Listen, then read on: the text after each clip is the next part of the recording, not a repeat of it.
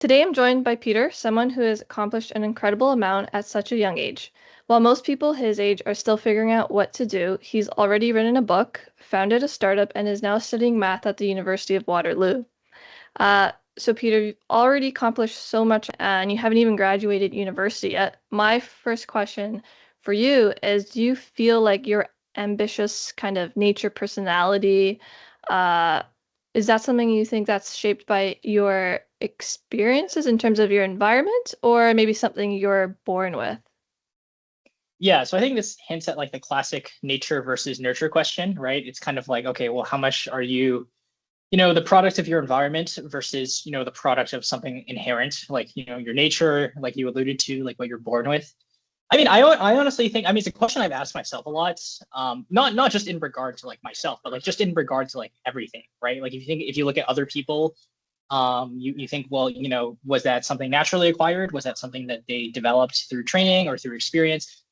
I always think that the answer is like more nuanced. Like people always paint it like a black or white thing where it's like either A or B, but in reality, it's a false dichotomy, right? Because it's usually some combination of the two. There's no reason why, nature and nurture are, mutually exclusive. I think part of it is definitely nurture, right? A lot of it is like your parents, your environment, the teachers you have, the environment you grew up in. I mean, with nature, I think it's a bit more controversial. Like, I actually remember, like in grade 9 science class, I had like an argument about this with one of my friends, where he was saying like, "Oh no, it's all nurture," and I was saying, "Oh no, I think nature plays a role too." And I guess the way that I framed it was a bit negative. I think looking back, because I said like, "Okay, well, I think we were making the argument like, oh, people are not born naturally smart, right? Like people become smart through education or through reading books." But I was like, okay, well, if you're going to say that's true, then you would have to consider the argument of like, what about people that are born maybe with like learning disabilities or people that are born with, other kind of inherent genetic or biological traits that like maybe means that they're not, or that like, they're predisposed to like, like not, having as high of an IQ or whatever, right? Like, again, this is very like rough, very first approximation, and I'm not like making any conclusions because obviously it's not my field of expertise. But I do think genetics obviously play a role to some extent because if they play a role in physical qualities, for example, your height, your metabolism, certainly it plays a role to some extent in your ability to carry out tasks or to maybe accomplish things in a more abstract or conceptual level. But like again, I think it's a combination of nature and nurture. It always comes down to like some ratio between the two. And growing up, like you're so ambitious, you wanted to write a book. I watched your TEDx talk on while you're writing this book over the summer, like some of your friends were playing games, playing sports, and then you were doing this thing that rarely like kids do. Did you ever feel like an outlier in those cases? And was it ever isolating to be one of the very few people that kind of did it? And how did you even like find a sense of community because you're so young and you don't have like different online community hubs to join? Did your parents help you? Right, right. Yeah, I think this again, I guess tying back a little bit to the nature versus nurture question, because I'm not sure if I fully answered it in the context of like myself. I kind of gave like a general kind of maybe like a more like higher level answer, but I think I don't know because I feel like even though you're interviewing me, like obviously I don't have all the answers either. Like I honestly think a lot of times it's like almost more objective for somebody else to analyze, right? Because if you're analyzing yourself, it's kind of biased, right? Like you have a certain narrative in your head. But I actually think if somebody else is doing the job of like writing up your life, like people that write biographies of famous figures, Mm. um, this is a little bit off topic, but like even yesterday I had an interview with someone, and we were like talking about biographies by Walter Isaacson. So we were talking about people like Elon Musk or Steve Jobs. That was someone that she really looked up to, I guess. And like she was like we were just we were kind of talking about like, okay, well, like how objective are these biographies? And I personally think that for me to talk about myself is probably less objective than somebody else talking about me. But I think, yeah, for me, even though it's hard for me to give like a completely accurate picture of like, I guess, what I was like or who I was growing up. Yeah, I mean, I think when I was younger, I used to think it was more nature. I think now I tend to think it's more nurture. Like I think a lot of it is I think my parents had a big influence on me growing up. I didn't really appreciate that enough. Because I do see like a lot of kind of traits echoed between me and my parents. And it's not just me and my parents, but also my brother, right? So like it's not like I'm some exception. I think like I can clearly see that there's this link between, for example, like my brother and I were definitely very similar at similar stages of our lives. To answer your second question, yeah, like I definitely did feel quite like socially isolated growing up. And I think my brother was also the same. And I mean, I can't talk too much about my parents when they were kids, but like I even kind of think like even with my dad, like I almost feel like yeah, there is like some family um patterns here. Because my brother and I growing up, we both had very like odd interests. And I feel like both of us definitely did struggle a lot to like blend in socially. Part of it was maybe some anxiety, just like, not, maybe just not having super good social skills. But I think part of it was also just like, yeah, we were like kind of like lost in our own world. Like my brother and I, like, yeah, it's so weird because my brother, he used to love reading philosophy books growing up. And I also loved to read philosophy books growing up. And this was not something that my parents exposed us to, but we just somehow both naturally converged on this kind of niche topic of like we both love to read certain philosophy books, like for example, like Nietzsche or Schopenhauer. And I think my brother, when he was younger, he was more into like, I guess, the hard sciences like physics and math. It's kind of ironic because I ended up studying math and he didn't. But like I feel like growing up, I didn't read as many math books. I was like more into literature and philosophy. But yeah, like both of us had very kind of weird interests for our age, and I think that kind of made it so that we were kind of outliers. But I think growing like I think um I think like it's like growing up like later on after like high school or after like kind of like the adolescence period. I think both of us learned to like integrate more in the community, and I think we also realized that it's important to do that because I think a lot of times when you're younger, especially if you're one of those like kids that maybe some people think you're precocious or they think you're absurdly talented or something. I think there's almost like an ego part of it where like you feel like a certain pride in like being different. But I actually think that looking back, it's probably better to like, to be part of a community, to be able to like socialize and integrate. I actually don't think it's a good thing for like young people to be isolated. I actually think it's like a very negative thing. And I actually think like going back, I kind of wished I was more like socially involved. Um, and I guess like yeah, you said you've got involved in a lot of different interests. Was this something that your parents like exposed you to? Like, did they bring you to like the library a lot to like get into all the different kinds of books? Or like, I'm wondering how that even start?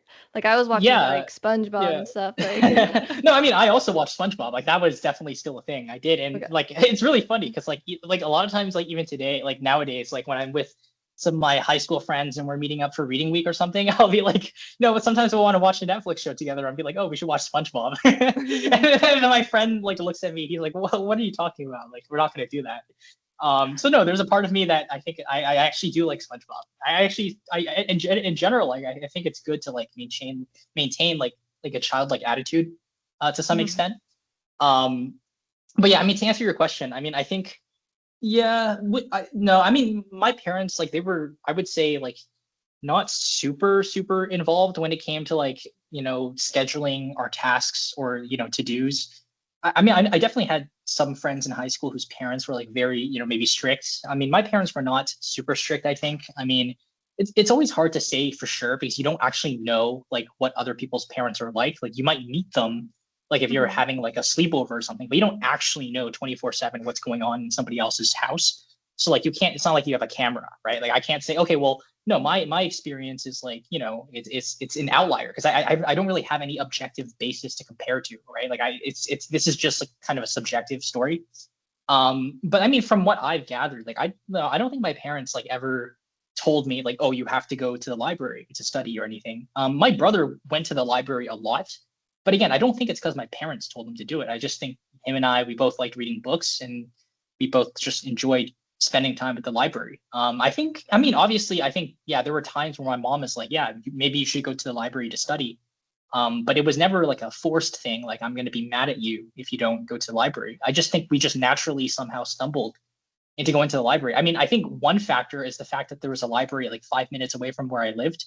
So I mean, it could honestly just be something as simple as that, right? Like going back to like the nurture or environment part. It's like, how are you supposed to spend time in a library if there's no libraries around? Right. So I mean, the Right. fact that there was a library 5 minutes away from where I lived was probably also a factor that caused me to go to the library. And like, I think that's something that is not because I'm special or smart or anything. It's literally just because the library was so accessible. Obviously, there are people that live close to libraries and they still don't go to libraries. But I think, again, it's always a combination of nature and nurture. And I guess you mentioned some of the biographies like on Elon, Steve Jobs. Like, did you read any of those in your childhood, teenage years? Like I'm just interested who's your like some of your biggest influencers. Yeah, I mean, it's funny. Like, I feel like growing up, I didn't really read as many biographies. It's more like I did all this stuff, and then afterward, I read biographies, and I was like, oh wow, that like resonates with me. It's kind of like I only really read the biographies, I would say more toward like the end of high school. So this was already after I'd done some of my things like the book or whatnot. So like during the period of time when I was actually like writing the book, I had not read like any biographies or anything like that. So that I didn't really have that as an inspiration. But it was like, afterward, after I had done these things, and then I started reading the biographies, I was like, wow, like, maybe it would have been better if I read the biographies beforehand. Because yeah, there was a lot of stuff in there that like resonated with me, like in terms of like what their upbringing was like. For example, like Elon Musk or Steve Jobs. The one author that I'm referring to, the one that I was talking about with this lady yesterday, the author's name is Walter Isaacson. He's like written a bunch of books on, like just a lot of like famous kind of innovators. So like Steve Jobs, Einstein, Leonardo da Vinci. He's also written books on like groups of innovators. Like he literally has a book called The Innovators, which is like a history of the computer revolution. But yeah, I mean, I just think that yeah, I mean, I wouldn't say that reading these biographies is what led me to like write a book or anything because I wasn't exposed to the material at that time. But I still think that now that I've read the books, it's like made a huge impact on like the way I think. Yeah, just like the way I think about the world and my worldview, I guess. Did any of those like specific people like influence you before you started adventuring with or experimenting with like entrepreneurship? I'm wondering. Uh, I think there were definitely influences, but they weren't like the super famous people you think about. Like they weren't like, Elon. I didn't know who Elon Musk was when I was like 12, to be honest. Okay. But yeah, I mean, it's really funny to say this. I feel like a lot of my big influences when I was like 11 years old are probably like not too different from like the average 11-year-old kid's influences. Like I feel like there were like some YouTubers that I just like really looked Sure. up to. So like, I mean, one of them was actually like a startup YouTuber. So like, there's this channel called Slidebean. I don't know if you've heard of them. They're not super big. Um, but I mean, at the time, they were actually very small. Like when I started watching their videos, they had maybe 17K subscribers. Now I think it's probably at least in the hundreds of thousands, which is still not super big, but it's more than what it was. But yeah, I mean, that was like a big influence because like that was like I think the YouTuber, his name was Kaya or something. I think he is from Central America. Like he's not even from the States, but he went to the States for 500 Startups, which is like the incubator program. Mhm. Yeah, he just uploaded a bunch of different videos on like startups, and like I remember when I was a kid, like I would watch his videos like on the bed. I just like watch his startup videos because like he would do things like, oh, how to create a pitch deck 101, how to create a slide deck, how to talk to investors, and it was like all these things where like as a 12-year-old you're not really exposed to that. So like I used to really love watching his videos when I was a kid, and I remember he also released these series like Startup Survivor series. He would release series on like the downfall of famous companies like WeWork, I think, was one example. And so he would go through like these case studies of different companies that succeeded and failed and turn them into YouTube videos. And so they were both very entertaining and very educational. And also like, Y Combinator, that Y Combinator was one of the, I guess you could say, like organizations or communities that I found out about when I was really young because like they're just so popular. But yeah, I used to watch a lot of like the YC videos as well, like, oh, how to, how to think about the future or how to create great startup ideas. They had a lot of good videos and interviews on their channel way back when. I honestly haven't been following Y Combinator that much recently, but definitely when I was a kid, I used to like watch a lot of their YouTube videos. Yeah, it's interesting. Like at 12, I was in middle school and I don't even remember what I was doing. I was definitely not like watching anything for educational purposes. But that's pretty cool that you had exposure to that at such a young age. And you also, I mean, you tried so many different things. You tried writing a book, having a startup, now you're doing math. Like some of them don't necessarily align with like one common like theme. I'm just wondering, do you uh do you find that these kind of areas that you kind of touched a bit helped you determine what you like and then you kind of leaned more towards that after some time, or is it just now giving you like so many options that you're just like, oh my God, I don't know which one that I want to actually like pursue for the next few years as maybe like a career? At least I have that struggle myself.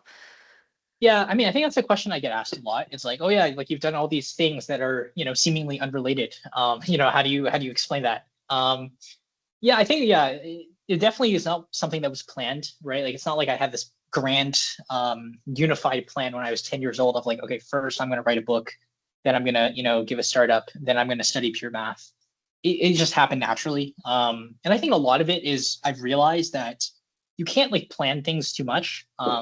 I think over planning just leads to a lot of like overthinking behaviors. It leads to like analysis paralysis. I think a lot of it is like one of the things we learn in the startup world is you have to iterate and experiment, which means like, you just try things out and you see what sticks. And I just happened to be interested in reading and writing, so I thought a book was a natural choice.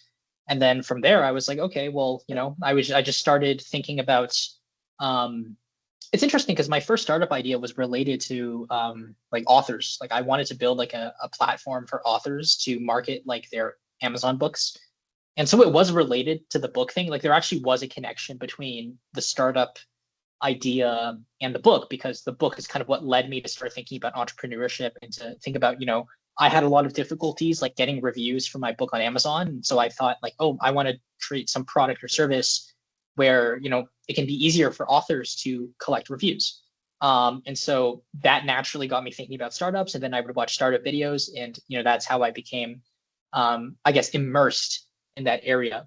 So yeah, I mean, yeah, definitely there are a lot of eclectic interests, but I don't think it's a bad thing. And I think even going back to Walter Isaacson, like the person who wrote the biographies of like Elon Musk or Steve Jobs or other figures, is like one of the main points that the author makes in his books is like he often talks about this concept of how um, I guess I'm not sure if he refers to it as like innovation or creativity or genius, but he says that oftentimes like creativity is found when you intersect the arts and the sciences, right? Because a lot of people maybe they're completely STEM focused, they're only interested in like engineering or math or physics, and then some people are maybe very much humanities oriented, where they're only interested in maybe literature or poetry. But I think it's important to combine the two, and I think that when you combine like art and science, that's where a lot of like great innovations happen, and that means that you're combining things that are seemingly unrelated. So I guess, yeah, having skills from like all kinds of different backgrounds, putting Yeah, them exactly. together Yeah. is actually pretty good benefit. So, I mean, it seems as though you never had that pressure on yourself to kind of say, I have to like plan this whole career out and like stick with it. Like, I don't even know why in high school they ask you to like, apply to certain program. That was like so stressful to pick a career when I was like 18. So did you not feel that pressure? It seems like you didn't from what I can like hear, you didn't really have too much pressure, but I mean, yeah, I think I definitely did have pressure. I think a lot of it was more self-imposed, right? Like I said, like my parents are not super, my parents aren't like super strict or anything. It's not like they were saying, oh, you have to do this thing, you have to go into this career, you have to become a doctor or something like that. Um, so yeah, I mean, I think it's important to be, open-minded, and I think I did have a lot of kind of flexibility in deciding what I wanted to do. I know for sure for one thing, like I always found pure math to be an interesting subject, and I thought that it could lead to beyond like intellectual enrichment. I mean, there are other opportunities. For example, there are a lot of like finance positions that hire people from math and physics backgrounds. This is something that my high school physics teacher even like told our class. And you might think initially, okay, well, like, how is pure math, or how is like theorem proving related to finance or to other kind of fields. I mean, the thing that I applied for yesterday, I was talking with actually AVP, which in a bank stands for Associate Vice President. She asked me the same question. It's like, like, you're in math. It's like, looking at your resume, it seems you've done a bunch of different things. It's like, why do you think you're kind of suited for this insurance role? So it was actually within TD's insurance division. So TD, there's this TDI, TD Insurance. They have this kind of team, which is actually related to innovation. So it's a lot of kind of also involved with startups and things like that. And the AVP, like, she was like, okay, the first question is like, what program are you in, et cetera, et cetera.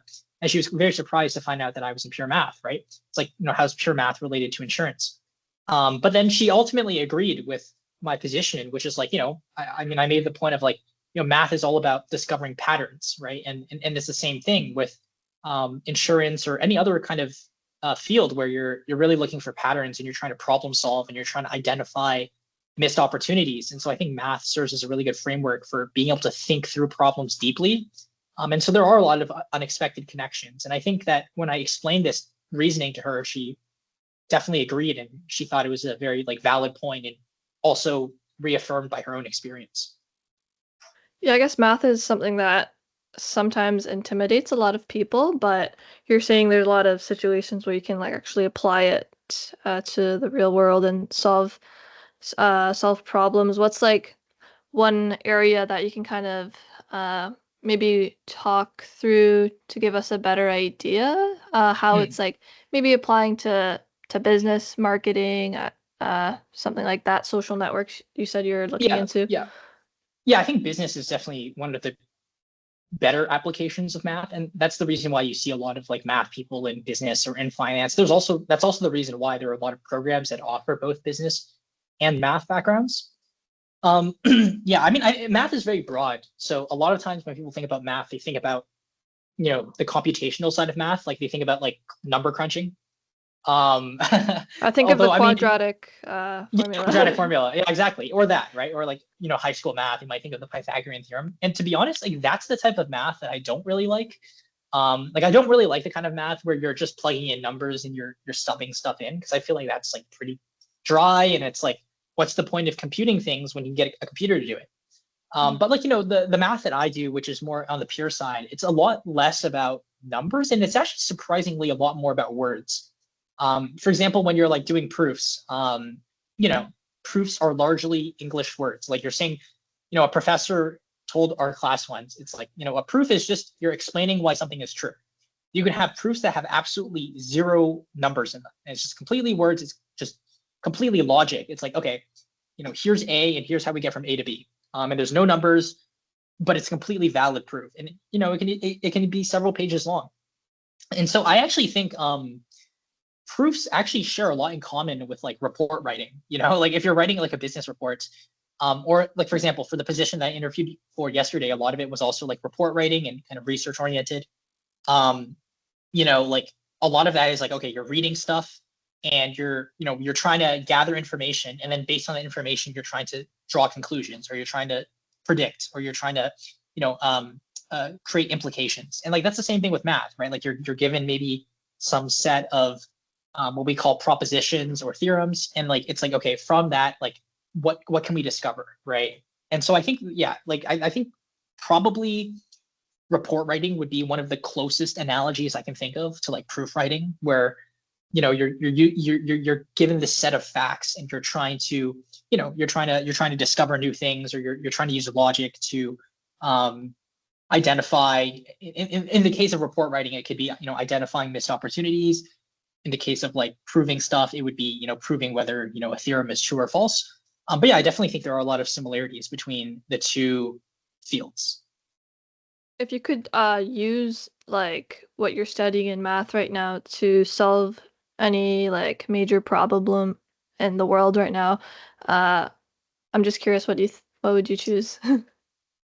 Um, so I mean, you briefly mentioned like the social network analysis stuff, which I did talk with you about earlier. So I guess we can talk a little bit about that. Again, I don't think this is like some major like world problem thing. This is like Yeah. some. I mean, it depends. Like social networks are often in the news. Like there's a lot of controversy, obviously, surrounding like Facebook or Instagram or TikTok or whatever. That's not really the angle from which like I'm viewing.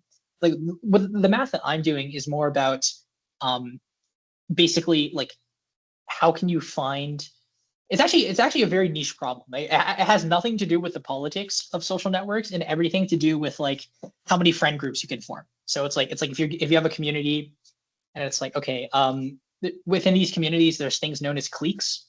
And a clique is I mean you think about cliques it's an everyday word like high school cliques, whatever, like friend groups.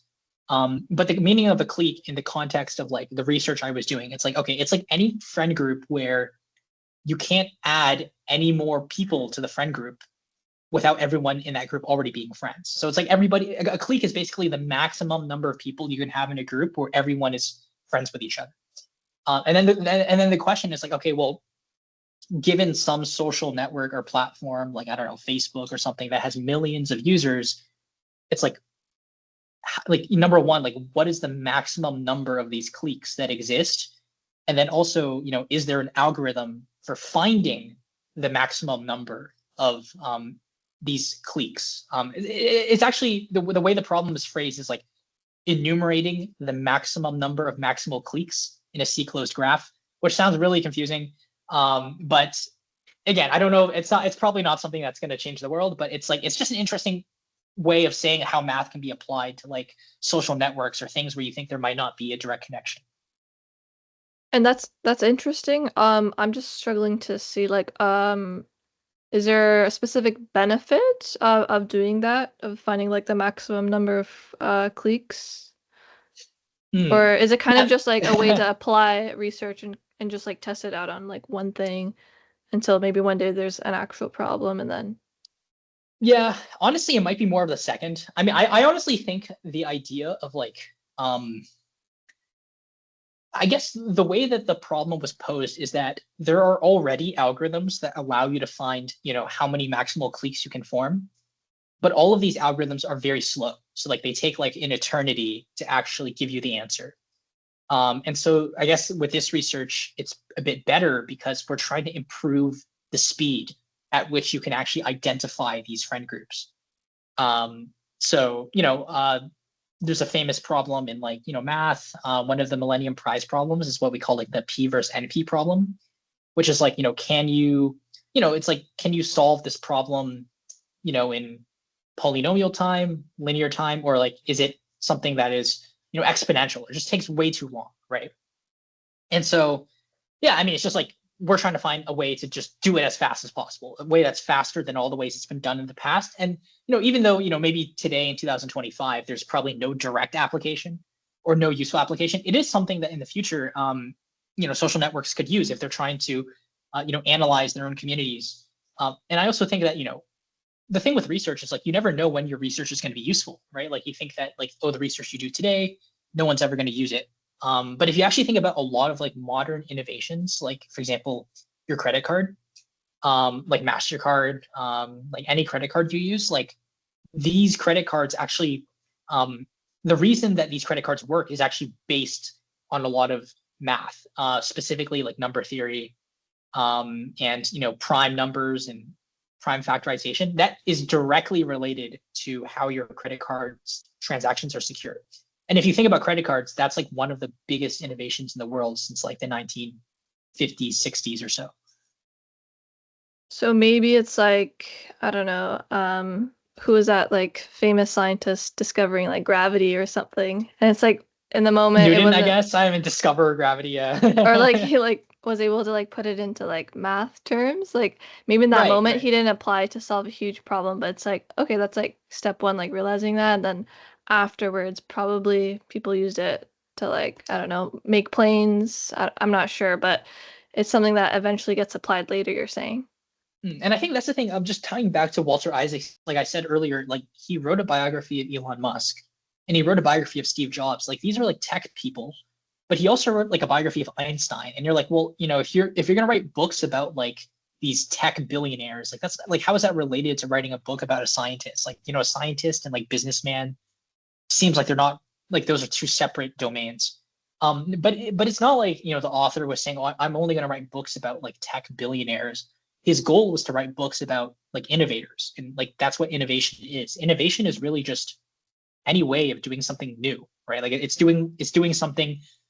Maybe it's solving an existing problem, but solving it in a new way. So whether you're solving like a new engineering problem, or you're solving like a new physics problem, like you're at the end of the day you're still solving new problems. You're still inventing new techniques, and that's what innovation is. So it doesn't have to be like innovation is only business stuff, right? Like it's a bit deeper. Like it's a bit more like foundational than that. Like innovation is any process where you're making an improvement on some existing thing, whether that's medicine, whether that's like natural sciences, whether that's like business. It could be like inventing a new business model. It could be finding a new pricing model for your startup, but it could also be deeper. It could be fundamental research and like I don't know, we're gonna cure cancer. I don't know, like that's definitely a form of innovation.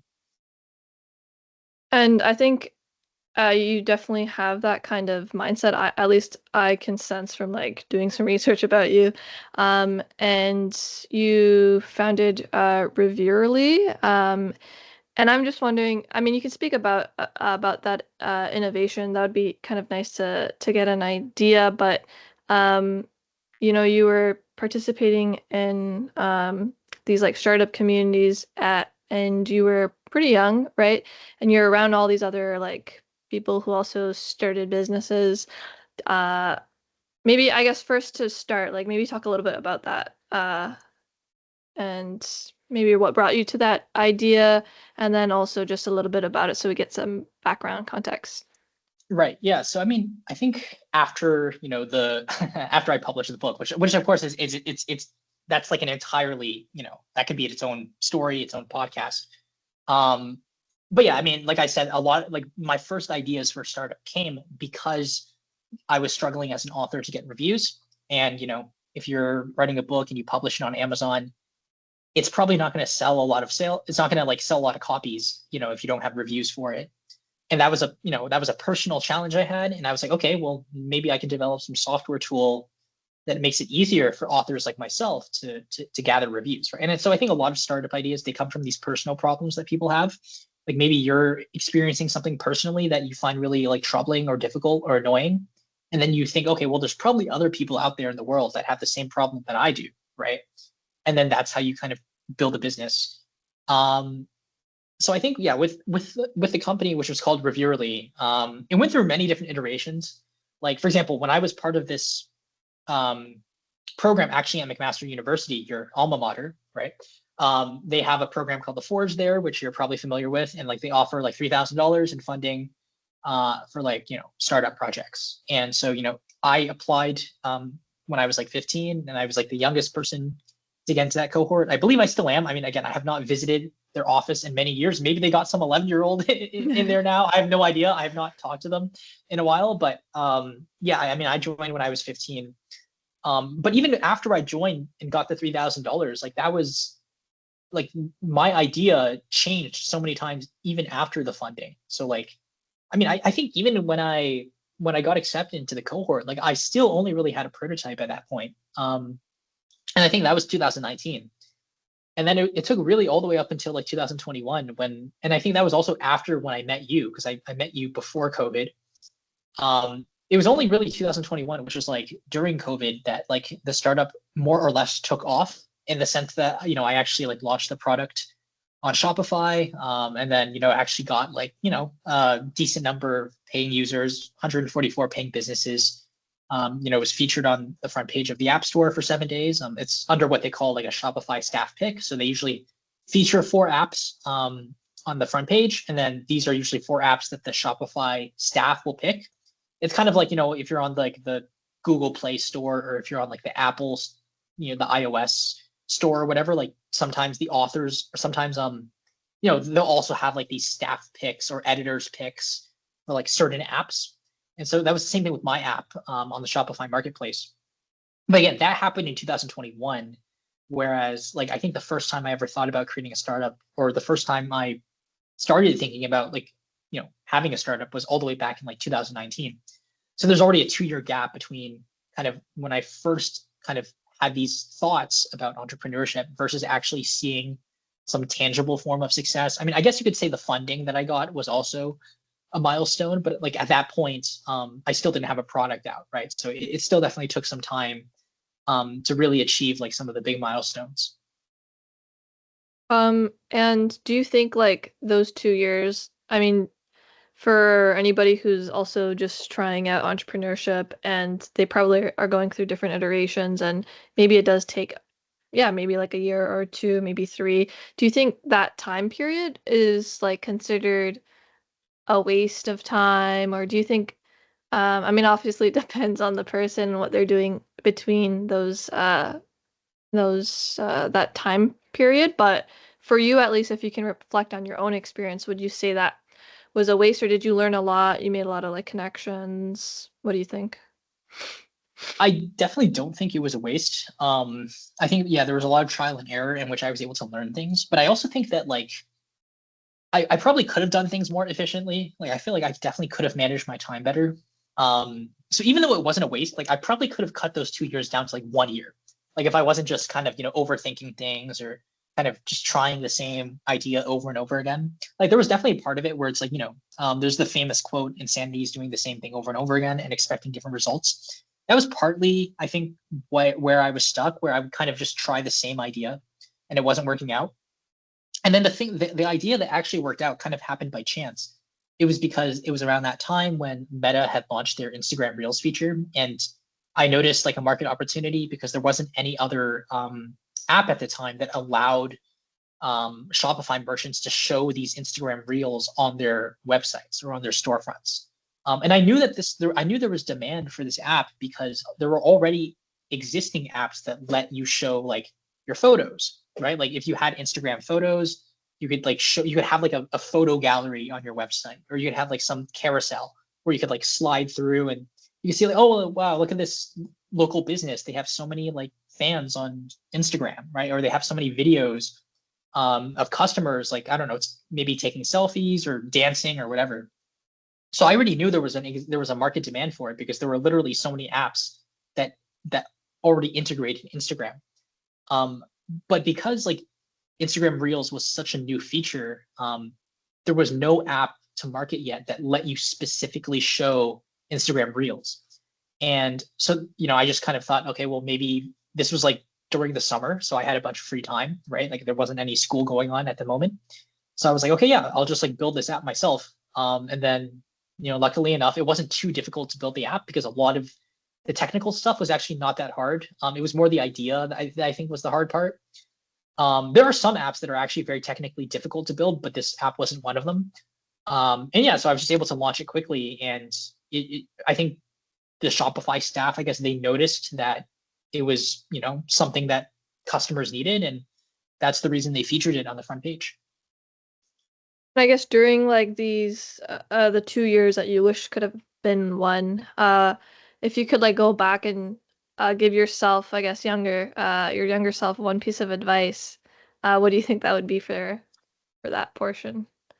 Yeah, I think it would be like talk to people more. I think that's, yeah, a lot of the times I feel like the reason I got stuck in these repetitive thought loops about like, oh, I have to pursue this path or this idea is because I didn't really get a lot of feedback from other people. Like I had this idea in my head of like, oh, this will be a good idea. And I don't really have any data or evidence for it. I just arbitrarily think it's going to be a great idea. And then I start pursuing it. But it's like, I think it would have been helpful during those periods of time if I actually like, yeah, just talk to like friends more or talk to other founders more, talk to other, because I mean, I did have people to talk to. I did have people at the Forge. Like I did have people in the incubator program who I could bounce ideas off of. And I actually did talk with some of them. For example, I was really close with a guy named Brian who ran an e-commerce business. And I still talk with him. I mean, we're still like, we're still friends on Facebook and stuff like that, even though he's, quite a bit older than me. But like he runs like a pretty successful e-commerce store. And yeah, he would give me like a lot of ideas. But I feel like a lot of times I just wasn't really receptive to them. Because I think, when you're a kid, like you kind of have a chip on your shoulder, and you're kind of arrogant. And I just, for some reason, thought I knew better. And so I feel like I didn't really follow his advice as much. I think going back, I should have like listened more. And I think that would have definitely like would have saved me a lot of time. And I think eventually when I actually did launch that Shopify app, I did follow a lot more of his advice because, for example, he would talk with me a lot about like pricing strategies. So like during the 7 day period where my app was featured, he was telling me to increase the price of the app, which sounds like a little bit sinister. It's like if you think about like, oh, this is like what corrupt business people do, right? It's like okay, when there's more demand, you just jack up the price. But that's basically what my friend told me to do. He's like, okay, like your app is getting a lot of installs and high volume, so you should change the price from 99 cents to like 7.99. Oh, wow. It's a big And jump. I was like, that's a big jump. I was like pretty skeptical. I was like, I'm pretty sure if I make the price that much higher, people will just stop installing it, right? Like wouldn't you be mad if you're a customer and like you're paying 99 cents and now someone's charging you like 7.99? But I don't know. I mean, I guess that was a scenario where I listened to him and I actually noticed that there wasn't really a stark decrease in installs. I mean, people were still they were still downloading the app at a pretty similar linear rate, even though I had made the price, drastically more expensive. And I was like, that's just one of those things where it doesn't seem very intuitive. But it worked. And I think, and again, the reason I had that idea was because I talked to Ryan and because Ryan gave me that advice. And so, yeah, I think as a kid, I just wished that I listened more to like, some of the people that were further along and had more experience. Would you consider him in that period of time as like, I know you mentioned he's a friend, but would you say it in a way because he's older, like more experienced, like a mentor? Yeah. Yeah, I mean, to be honest, like maybe mentor is like a better word than friend. Because I think we definitely were friends. I mean, we would joke about stuff and whatever. But no, I think he also realized because of like the age gap. I mean, how many years older was he than me? I mean, think about it, I was like 15 at the time, and I think he was like, how old was he? Like 23, 24. So like literally like maybe almost a decade older than me. Which is kind of crazy thing now because like now my own brother is like 26, right? Um, Okay. but yeah, I mean, I definitely think because of that large age gap and because he knew I was a high school student, like I think he definitely saw himself as more of a mentor. Like maybe back then I didn't see it yet because I was like just some naive kid, right? But he definitely saw it, and I think I'm very grateful that he kind of helped guide me along and like he like stayed patient with me because I feel like when you're a kid you can be pretty insufferable, and I was definitely like really annoying. Like I was always annoying. Like even even like regardless like even outside of like entrepreneurship, right? Like I remember like in elementary school I'd be like a class clown. I remember one time like if you remember like EQAO like in like Yeah. what you do in like grade 3 and 6.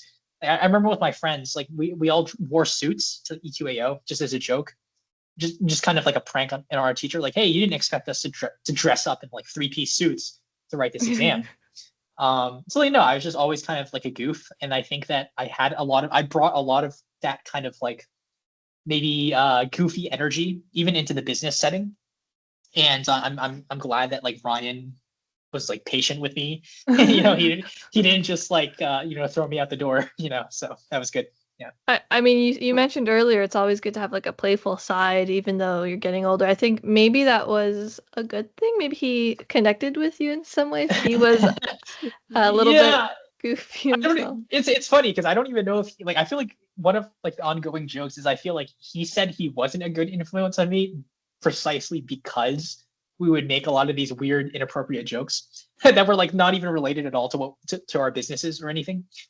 So I feel like yeah he was also like I don't know if he's ever gonna watch this, probably not, but I feel like yeah he was also pretty childish, but he wasn't as childish as me, right? So like there's like different levels. But like I was the most childish and he was like slightly less childish than me, but like he was still pretty childish. So I think that allowed us to bond a little bit. Like if my mentor was instead some like 60-year-old like I don't know veteran or something, like I feel like there would be less common ground. And actually my official mentor in the Forge was actually a guy named Chris who actually was like I think in his 40s or 50s. I think he was in his 50s, and like he was like he had like over 20 years of experience in like different businesses. But yeah, I think just because of that age gap and stuff, like it was a bit harder to connect with him. Also because the industries that he worked in were not related to software. Whereas with Mm, Ryan, I was working in e-commerce, he was working in e-commerce. Um, but yeah, I mean, I think the he was like older than me, but not so old that he felt unreachable, right? Like I think like he was almost like an older brother, kind of. okay. Yeah, I always find that's important. At least one commonality, and if you look similar enough, that's already one thing. I definitely can relate to that. And I mean, you're working with like a bunch of people from all different backgrounds who have some experience, probably a lot more than you at that time because you just started. Did you ever feel like imposter syndrome? And if you did, like, how did you believe in yourself, essentially? Yeah, I mean, I definitely did feel a lot of imposter syndrome. I think you go through periods, right? I think there were periods where, I was very confident, and there were periods where, I definitely felt less confident. And there are times looking back, I'm like, what if I was like bipolar as a kid? Because there were like times where I would go through these like crazy kind of like high energy periods, and then there'd be other times where I would like feel like really down, like, oh, it's like it's never gonna work out. Um, yeah, I think yeah, I I think because I was like so like playful and naive as a kid, like I didn't even really know what imposter syndrome was until like maybe grade 11 or 12.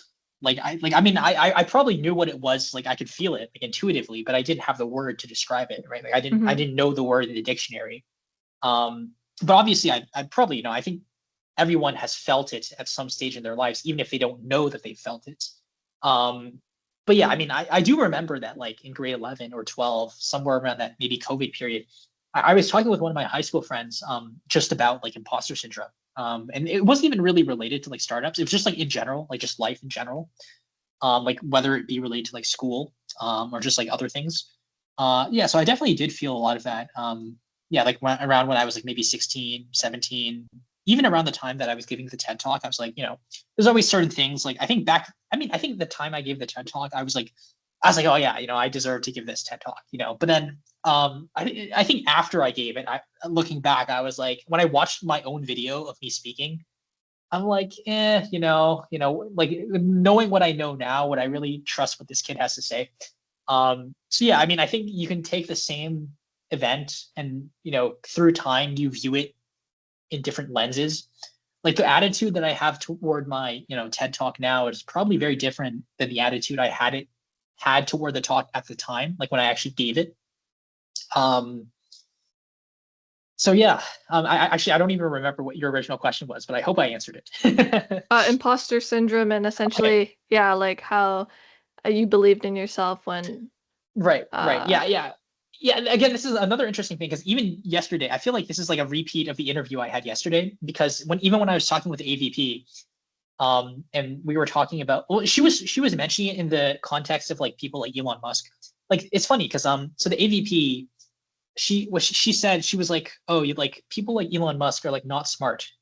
She actually said that to me. I was like, okay, that's a little bit debatable, right? I mean, I think he probably, I mean, I would think he's pretty smart, right? But like, um, but she was saying, okay, he's not smart, but because he thinks in this very kind of creative, maybe delusional way, that's the reason he's so successful, right? And obviously, it was an interview. I was trying to be respectful. I'm not gonna flat out disagree with the associate vice president, or I'm not gonna be like, you're wrong. He's smart, whatever. But I mean, I just found it interesting that she was like, oh yeah, he's not smart, but he was still able to achieve all these great things. And the point that she was making is like, yeah, a lot of it just comes down to like self-belief, or what she said is kind of like this reality distortion field, like kind of delusional.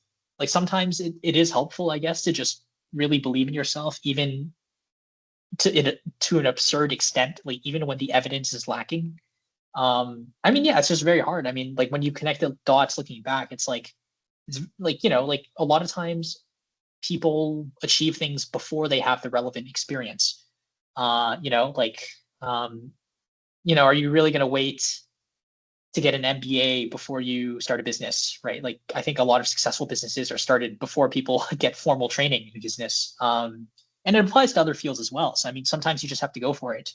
It's not really a formula. Unfortunately, you can't be like, okay, this is the optimal time. Like right now is when you have to go for it. Right? It's not. I guess in that sense, it's a little bit different from math, right? But yeah, I think the point the AVP was making is like, yeah, sometimes maybe being a little bit delusional, a little bit delulu, right? Just having that self belief. Sometimes that's what leads to great results. And I want to end off this podcast with kind of like your so far you have all this experience in all these different areas, and you've had a pretty interesting life. What would kind of be your main thing you want to be remembered for, or it could even be something like an advice that you have for people because you've learned a big lesson throughout this whole journey that you want to just Hmm. share with this opportunity. Yeah, I don't know. I think yeah, it's one of those things where I think my perspective has changed a lot. Like I think definitely like when I was in high school, when I gave that TED talk or like wrote the book, I was a lot more interested in I guess being remembered or like, glory or like honor or prestige or whatever you want to call it. Like that's the way my dad would always put it. My dad would always tell me like, "Oh, Peter, like you're the type of person who just likes to chase honor for the sake of chasing honor, right?" And I used to argue with my dad about that a lot. I mean, now that I think I've been able to reflect on it more, I actually think he has a point. Sometimes your parents are actually right. Mhm. And I genuinely think, I mean, like you asked me, like, okay, what do I want my legacy to be? What do I want to be remembered for? I mean, if you really think about it, in some sense, it's kind of an absurd question. It's like, well, why do I need to be remembered for anything? I mean, that sounds kind of nihilistic, right? It sounds kind of like, oh wait, are you saying nothing matters? No, but I'm just saying, like, I mean, fundamentally, like, people. I think it's like not my place to judge how I will be remembered. Like other, like like you should just ask other people, like, what do you remember about Peter? Like that's, Yeah. I think that's the best. That's the best test. Like just go out and ask people who know me. Like ask my friends or ask my family. I mean, someone can ask you later on. Ask Brooke. Be like, okay, what do you think of Peter? Like, I think that's probably a more like object. Like, I would be curious to know. Like, I think like that. Like, I don't really want to artificially construct what people think of me. Like I don't want it to be like this is like I have to establish this image that I have tight control over. I would much rather just, like live authentically, I suppose, like live according to my values, and then people will come up with their own judgments about what they think of me. I just think I think it's important to just, like live authentically. I think that one thing that I have also struggled with a lot, yeah, I think one thing that's always hard is like, on the one hand, it's like you have these standards maybe that you think that society holds you to. For example, maybe the fact that you have to be educated or you have to be, I don't know, it could be you have to be educated, you have to be athletic, you have to be healthy, you need to have social connections. And then there's also the side where it's like, okay, yeah, all that's true. But there's also a matter of like sticking to your own values. And I've realized that a lot of times you have to do kind of what feels right to you. And again, it's always very cringy for me to say that because it almost feels like that has zero objective basis. Like you can't just say like, if someone's asking you to write some research report and you say just do what you feel like doing, it's just not a very convincing answer. But I think the way to phrase it is like it's not so much of like, okay, just do whatever you want, but it's more like you have to learn to iterate and experiment because this is something I went that I talked about earlier, but like I think often I fall into the trap of like I think too much or I plan too much. And that actually leads to being less productive than actually just going out and trying things. For example, you know, am I going to try to hypothesize in advance what books are going to be the books I love the most? Like I think like I can't just like predict what are going to be my next 5 favorite books. Instead, what's going to happen is I'm going to read a bunch of books, form an opinion about them, and then I'll know, what books I liked and didn't like. It's not like I'm going to predict in advance what books are going to be my favorite and least favorite. It's just something you have to go out and try. And I think, spending time, kind of wasting time in this kind of abstract, like all you're doing is thinking and theorizing. You're not actually collecting any data. I think that's like a trap I've often fallen into. So I think, yeah, one thing is just you really just got to like be a bit more intuitive, like don't overthink things. It's just good to, I think something, yeah, even in the last podcast I did, the interviewer was like, yeah, like go with the flow. That was like one piece of advice that really resonated with her. And I think that I've been starting to appreciate that more as well, just like going with the flow. Yeah, you've definitely shared a lot of good advice, and like from your life, I can already like learn a lot. And while you're speaking, I'm already reflecting, uh, like what happened in my life. And I think one of the biggest takeaways is, for sure, like just being a little bit more forgiving with your younger self. You know, you're trying all these things, and you're saying you might have been naive, arrogant, but it sounds as though you've kind of uh forgave that person. Hopefully. Well, at the um very least, I can't change it, right? I mean, the past is the past. So, I mean, yeah, I mean, yeah, I would Accepting say I it. forgave Yeah. myself. Yeah, accepting. I think Yeah. accepting is an appropriate word because I do think that that is one thing in like my life attitude that has shifted a lot. Is like you just have to accept what comes your way, and I think that's like really important. And it seems as though you're really good at pivoting as well, like learning from one experience and then going to something else that you're curious, and not being uh, too pressure to go into like a certain box. So I think even that within itself just shows how uh, you're, you're living life pretty authentically, which I think a lot of people can learn from, because nowadays it's so common for people to just like follow what everybody else is doing. So you're definitely showing that it's possible and to still enjoy it, and make life uh, different in some way where it's actually enjoyable. So I'm definitely learning a lot from your story. And yeah, for the listeners of today's podcast, we hope today's conversation sparks some new ideas, and maybe encourage you to embrace your own curiosity, whether you're an entrepreneur, student, someone still figuring out what you want to do with your life, like myself. And if you want to follow Peter's journey, I was gonna put your socials below if people wanted to like check out what you're doing with your life, if you're good with that. And I'll put that into, yeah, the show notes. Uh, but yeah, thanks for tuning in. And I think today's was a great podcast. So thank you. Yeah, That's a that wrap. sounds good.